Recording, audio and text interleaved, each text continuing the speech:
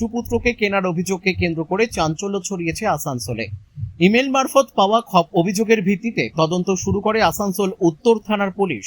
তদন্তে উত্তর ধাতকার একটি দম্পতির হেফাজত থেকে উদ্ধার করা হয় 2 মাস 13 দিনের এক শিশুপুত্র। ঘটনায় এখনো পর্যন্ত ওই দম্পতি সহ মোট 3 জনকে গ্রেপ্তার করেছে পুলিশ।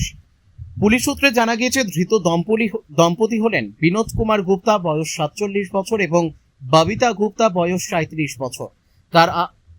তারা আসানসোলের উত্তর ধাতকা লালবাংলা এলাকার বাসিন্দা। বিনোদ রাজ্য সরকারের রেশন ডিলার বলে জানা গিয়েছে। এছাড়াও ধাতকা রোডের বাসিন্দা অশোক ভাওয়ালকা নামে এক ব্যক্তিকে মধ্যস্থতাকারী হিসেবে গ্রেপ্তার করা হয়েছে। তদন্তের শুরুতে এই দম্পতি শিশুটিকে তাদের নিজেদের জৈবিক সন্তান বলে দাবি করেছিলেন, তবে পুলিশের জিজ্ঞাসাবাদ ও তদন্তের পর উঠে আসে অন্য তথ্য।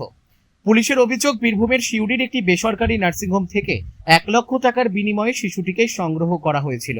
এই পুরো প্রক্রিয়ায় একাধিক মধ্যস্থতাকারী জড়িত থাকতে পারে বলেও তদন্তে উঠে এসেছে।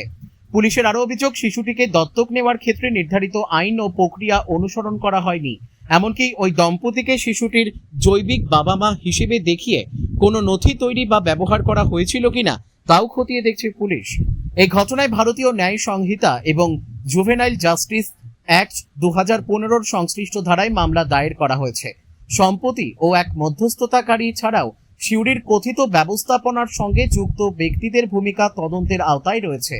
উদ্ধার হওয়া শিশুটিকে আইনানুগ প্রক্রিয়া মেনে চাইল্ড ওয়েলফেয়ার কমিটির চেয়ারম্যানের কাছে পাঠানো হয়েছে। শিশুটির নিরাপত্তা, পরিচর্যা ও প্রয়োজনীয় সুরক্ষার ব্যবস্থা সংশ্লিষ্ট কর্তৃপক্ষ করবে। পুলিশ এখন তদন্ত করে জানার চেষ্টা করছে শিশুটির প্রকৃত পরিচয় কি, তার জৈবিক বাবা মা কারা, জন্ম শংসাপত্রটি আসল কিনা, সিউড়ির নার্সিংহোমের ভূমিকা কি, এবং এই ঘটনায় আরো কোনো ব্যক্তি বা মধ্যস্থতাকারী জড়িত রয়েছে কিনা। পাশাপাশি 1 লক্ষ টাকার আর্থিক লেনদেনের বিষয়টিও খতিয়ে দেখা হচ্ছে। ঘটনায় এখনো পর্যন্ত মোট 3 জনকে গ্রেপ্তার করা হয়েছে, তবে শিশুটিকে কিভাবে, কার কাছ থেকে এবং কোন পরিস্থিতিতে ওই দম্পতির কাছে পৌঁছে দেওয়া হয়েছিল তার তদন্ত শেষ না হওয়া পর্যন্ত সম্পূর্ণভাবে স্পষ্ট হবে না।